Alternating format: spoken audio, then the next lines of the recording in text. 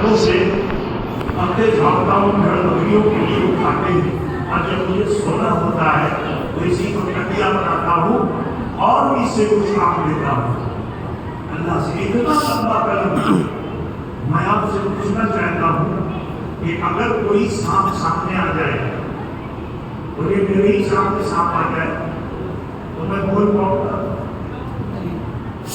تو میرا ہاتھ یہ اوپر گھٹی ہو جائے، اشارہ کروں گا، لیکن بول نہیں سکتا کیونکہ سامنے سانپ آ ہوا ہے۔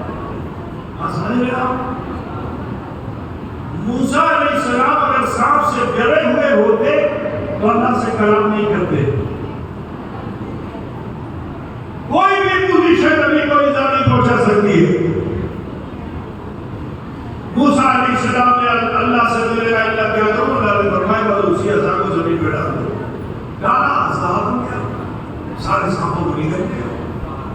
اسی طرح سے موسیٰ علیہ السلام کے بہت سے معجزے قرآن میں ہیں۔ کبھی یہ مزہ ملا، کبھی ضرب کریم کے اثر سے چشمہ جاری ہوا، کبھی دریا میں ڈال دیا تو راستہ بن گیا۔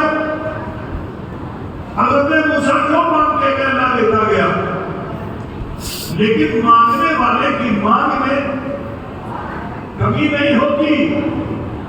موسیٰ اب تک تو اپنی قوم کے لیے مانگ رہے تھے، لیکن ایک روز انہوں نے اپنے لیے مانگ لیا اور جی لگائی کہ اللہ میں تیرا جلوہ دیکھنا چاہتا ہوں۔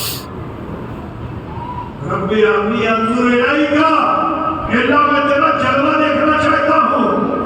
تو اللہ تبارک و تعالیٰ نے جواب کیا دیا؟ لن ترانی۔ لن جس جملے میں آ جاتا ہے اب یہ نیگیٹو پازیٹیو نہیں ہو سکتا۔ جیسے انگریزی میں ایک لفظ ہے نیور، اگر کوئی بولے کہ نیور بولتی ہے اسے کہ کبھی نہیں دوں گا، ٹھیک ہے، تو پھر اس کو کوئی پازیٹیو کر نہیں سکتا ہے۔ تو اسی طرح سے عربی میں اگر جملے میں لن آ گیا تو اس کا مطلب ہے کہ اب پازیٹیو ہونے والا نہیں ہے۔ اللہ نے کیا فرما دیا؟ لن ترانی، ہرگز نہیں دیکھ سکتا۔ یعنی اتنے شدید طور پر اللہ نے انہیں روک دیا، لن ترانی نہیں دیکھ سکتا، مگر عاشق تھے، تڑپتے رہے، دیکھنے کی تمنا کرتے رہے، اللہ سے ہمیں تیرا جلوہ دیکھنا چاہیے، تیرا دیدار کرنا چاہیے۔ تو سنو، وہ رحیم مصطفیٰ ہے، وہ رؤوف مصطفیٰ ہیں، وہ رحمت للعالمین والے مصطفیٰ ہیں۔ میرے عزیزو، حضرت موسیٰ کی بے چینی و بے قراری نور محمد کو گوارا نہ ہوئی تو اے عزیزو، جب بادشاہ نے انہیں جنگل میں بھیج دیا، جاڑے کا زمانہ تھا، تو بیوی نے اپنی لگائی یہ سخت سردی ہے، کہیں سے گرمی کا انتظام کیجیے۔ تو موسیٰ علیہ السلام نے پہاڑ پہ دیکھا کہ وہاں آگ روشن ہے۔ آپ نے فرمایا تو ٹھہر، میں وہاں سے آگ لے کے آتا ہوں۔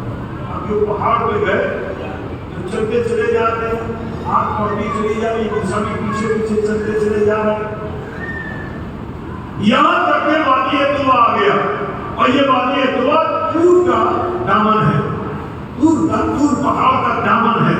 وہاں تک اللہ کے رسول کے نور نے موسیٰ کو پہنچا دیا۔ اللہ نے فرمایا تو نہیں دیکھ سکتا ہے، لیکن جب مرضی مصطفیٰ ہو گئی تو اللہ نے اپنے حکم کو تبدیل فرما دیا، لیکن حضرت موسیٰ کو بھی ڈائریکٹ نہیں بلایا، کہا ہے موسیٰ پہلے زمین کی تعظیم کر لو۔ قرآن یہ کہہ رہا ہے کہ فاخلع نعلین انک بالوادی المقدس طویٰ، اپنے جوتے کو اتار کر میرے حبیب کی تعظیم کر لو، تصدق مصطفیٰ تجلی سے معمول کر دیا جائے گا۔ میرے ملت اسلامیہ، دوسری جو دعوت ہے وہ سماعت کرتے چلے کہ اللہ فرماتا ہے فاخلع نعلین انک بالوادی المقدس طویٰ، اپنے جوتے کو اتارو۔ کیوں؟ اس لیے کہ یہ زمین تمہارے لیے مقدس ہے۔